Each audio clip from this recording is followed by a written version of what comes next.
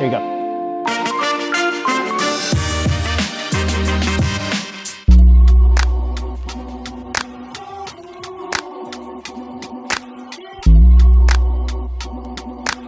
I'm at ETTS to get in a quick training session before my next gas gun match.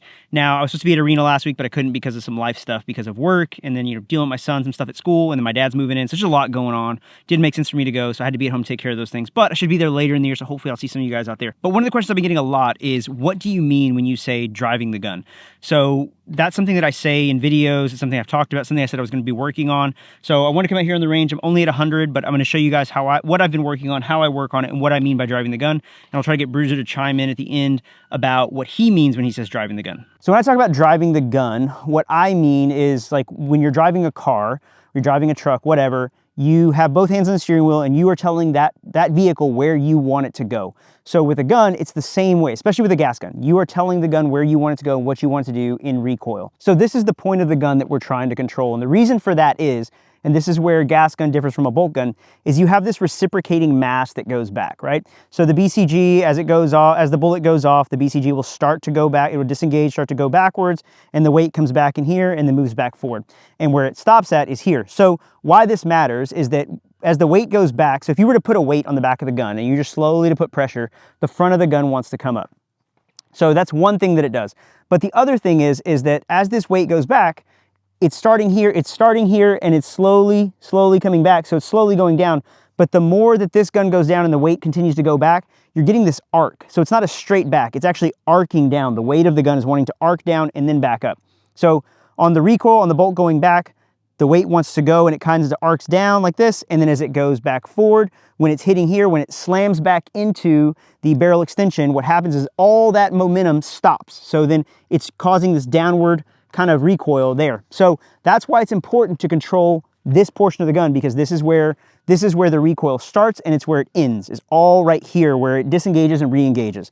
So if you can control this portion of the gun, you can drive the gun and tell it where you want it to go. So some guys will say, you got to get way out on the front of the gun. And yes, that's true because you're controlling this. Other guys will say you got to get real tight on the back of this gun. But again, you're just stopping that downward motion. We're controlling this portion of the gun. So I use that visualization to help me picture what I'm trying to get the gun to do. Now, if you're somebody's got long arms, you can get out here and you can leverage that. And so the way leverage works is that the further out on the gun we go, the less input we have to put into it, right? So just having a little bit of input here will keep this from going. I've got shorter arms, so if I'm only able to reach right here, if I'm only able to reach right there, it's gonna take more pressure to keep that from moving. I can take that same amount of pressure, put it here, and it bounces a lot better. So if you've got longer arms, you can do that. Now, if you start to blade off, so if I'm square to the gun and I start to blade off, I'm gonna get more leverage at the front, but I'm gonna lose control at the back in terms of left and right wobble. So I've got the trigger cam on here, so I'm gonna show you what this looks like. The gun is on target. Now, one of the things you'll notice is that the gun is not moving. It's there on target. So when we talk about wobble zone, we'll do a whole nother video on wobble zone, but it is on target, right? So all I'm doing is putting a downward pressure into the gun, and I'm just trying to counter that same weight or momentum that's coming back. I'm trying to counter it with this hand. So I'm controlling that there, and you can see I've got it there, but if you notice, there's a little bit of wobble in there. And then I'm gonna so I'm off the gun and just holding it there with this left hand. Then I'm gonna come in with shoulder connection, and then this right hand. So Alex from Ridgeline likes to say a firm handshake grip. So you can picture that, or some guys will say pull on it, a slight pull. Whatever works for you, you can mess with it too, and you can see kind of what it's doing to the wobble zone. But that is gonna be what's gonna control the gun. So I will show you this in live fire so you can see what it looks like, how these different inputs control the gun. But ultimately, this is what I mean by driving the gun. We are steering it to where we want it to go. So this first shot, I'm gonna try to do with as little input into the gun as possible while being safe. But all we're trying to do is just show how the gun wants to recoil. And the important thing for you guys to see at home is what it's doing in the reticle. So watch what this reticle does. Watch how it goes up. So I'm gonna have so this hand has little to no grip on the gun. Just gonna see what it does. See if we can catch it. Notice how the reticle and the whole gun went up and back down, right? That's that BCG coming back and then slapping back forward. So now we're just gonna go left hand grip. So I'm gonna, again, have very little to no pressure with this hand. I'm just gonna try to just push the trigger without having any input, and then shoulder is off the gun. Okay, so it still went up, but not quite as much. Now we're gonna put the shoulder into it, still no grip with this hand. So now we've got the shoulder into it, and what this is gonna do is gonna stop that weight from wanting to go down. So again, reduced how much it is. Now we're gonna give that firm hand-shaped grip or that slight pull, whichever you prefer.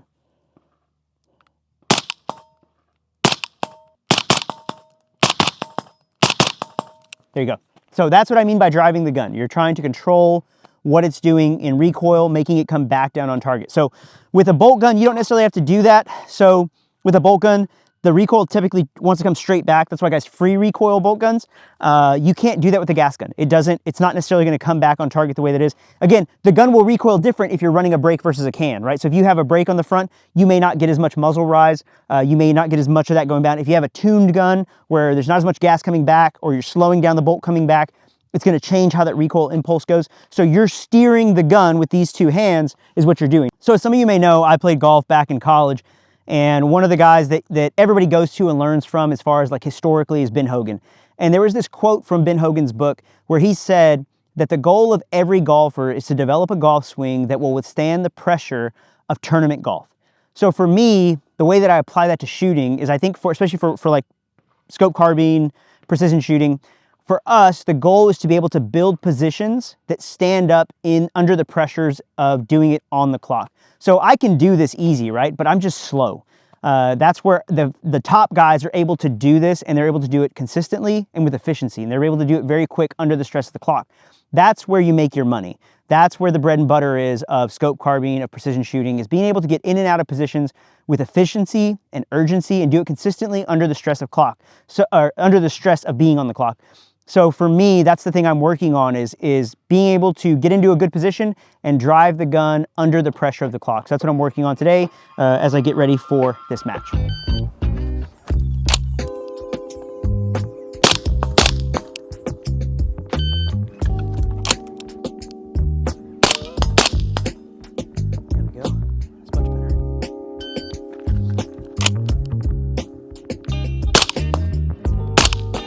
That was bad on that one. The bag's halfway off, kind of wobbled over to the left, so you can see that in there.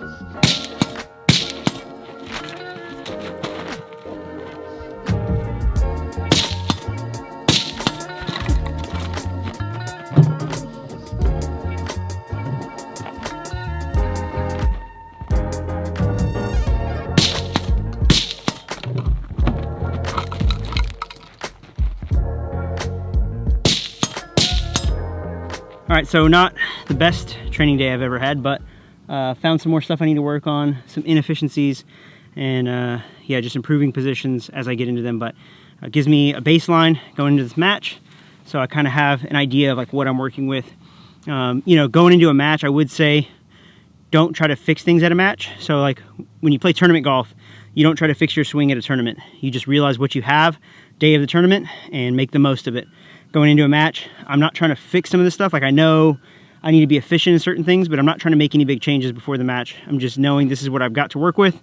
Go into the match, make the most of it, and then we'll work on it more at the end or afterwards. So a little bit to work on in dry fire before the match, just to make sure I'm solidifying some of the things I realized today. And yeah, looking forward to this one. So we'll see you at the match. Hopefully this answered the question you guys had. If it didn't, leave it in the comments down below. If you want to see a video on wobble zone, leave it in the comments down below. I'll make one of those. Make sure that like and subscribe. Karate chop that bell so you get notified every time I upload a video, and I will see you guys in the next one. We got a tractor coming by. Let's take it from the top. Gotta put the mag in, Jim. Gotta put the mag in. All right.